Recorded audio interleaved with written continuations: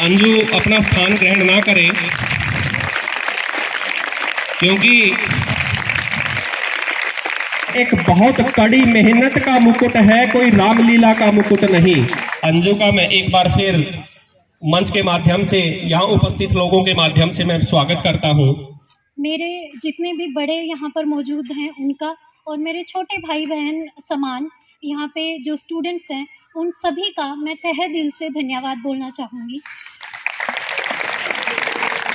सबसे पहले तो सपने देखना सीखें, फिर अपनी टीचर्स की प्रॉपर गाइडेंस में उन सपनों को अपनी पूरी मेहनत और पूरी लगन से पूरा करने का प्रयास करें।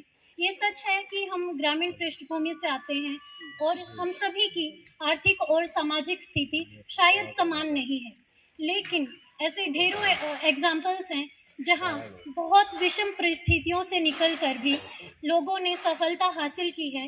तो आप लोग भी अपने आप को किसी से कम ना आंके और कोशिश करते रहें, लगातार मेहनत करते रहें और ये यकीन रखें कि अगर आप ईमानदारी से मेहनत करते हैं तो सफलता आपसे ज़्यादा दूर नहीं है।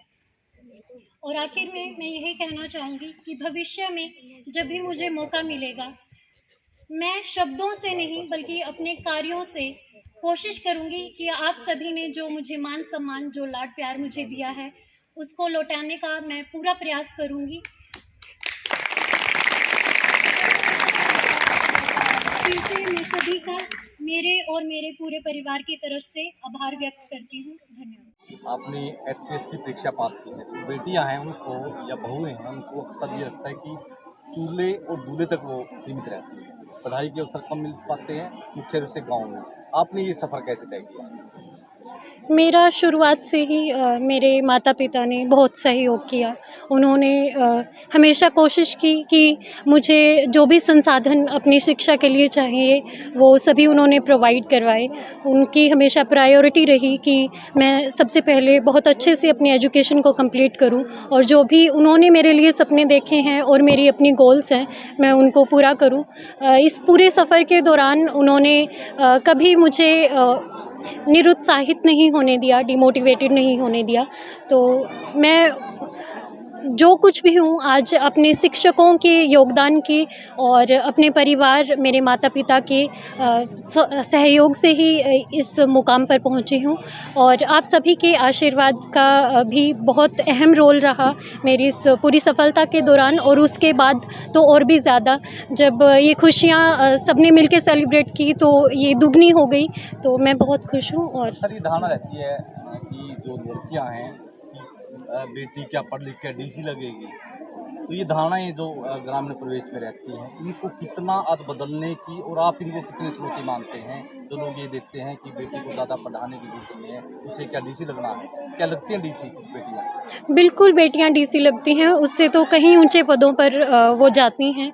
और आज कुछ विषमताएं हैं हमारे क्षेत्र में, हमारे ग्रामीण क्षेत्र में, कि बेटियों को उतने मौके नहीं दिए जाते जितने बेटों को दिए जाते हैं।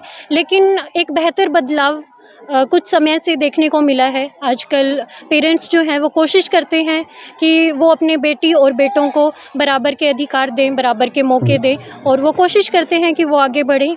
और मुझे पूरा यकीन है कि आगे आने वाले टाइम में ये जो भी डिफरेंसेस हैं बेटे और बेटियों के बीच में वो ख़त्म हो जाएंगे और लोग अपनी बेटियों को भी उतने ही अच्छे तरीके से एजुकेशन प्रोवाइड करवाएंगे जितना वो अपने बेटों के लिए करते हैं। मेरी तरफ से बहुत बहुत बधाई। ऐसी बेटियां सबको मिले जो गांव का नाम रोशन कर सके। धन्यवाद। आज गांव में ग्राम पंचायत चुसाड़ा की तरफ से जो अंजू बाल एचसीएस की परीक्षा पास की है उसके सम्मान के लिए जो प्रोग्राम रखा गया है वो प्रोग्राम था सर। किसने हिस्सेदारी करी? इसमें सरपंच एसोसिएशन कलायत और ग्राम पंचायत चुसाड़ा और सभी गणमान्य व्यक्ति गांव के सभी का सहयोग मिला है और सभी ने मिलजुल के प्रोग्राम अरेंजमेंट किया है।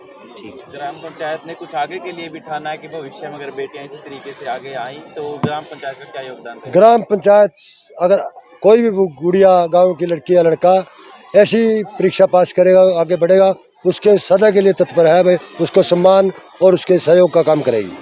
बड़ी खुशी होती है जब हमारे कोई बच्ची ऐसे पढ़ लिख के बड़े अफसर लगती है, बहुत खुशी का माहौल होता है। और बच्चों को भी कहते हैं ऐसे गुड़िया से शिक्षा लेनी चाहिए।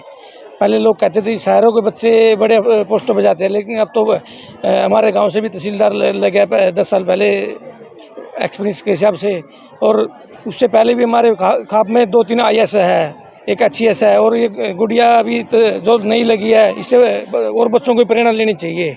बड़ी खुशी की है पूरी खाप में, पूरे ब्लॉक में, पूरे गाँव में।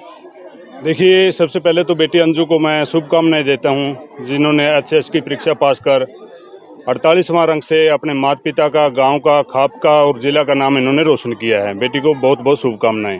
और सरपंच एसोसिएशन या खाप ने जो सम्मान इनको दिया है, तो इससे समाज के अंदर एक बहुत अच्छा मैसेज जाता है, और उनका धन्यवाद भी करना चाहता हूँ कि आगे जो भविष्य में बेटे बेटियाँ पढ़ रहे हैं वो मोटिवेट होंगे, जागरूक होंगे और इसकी प्रेरणा लेकर के आगे बढ़ेंगे।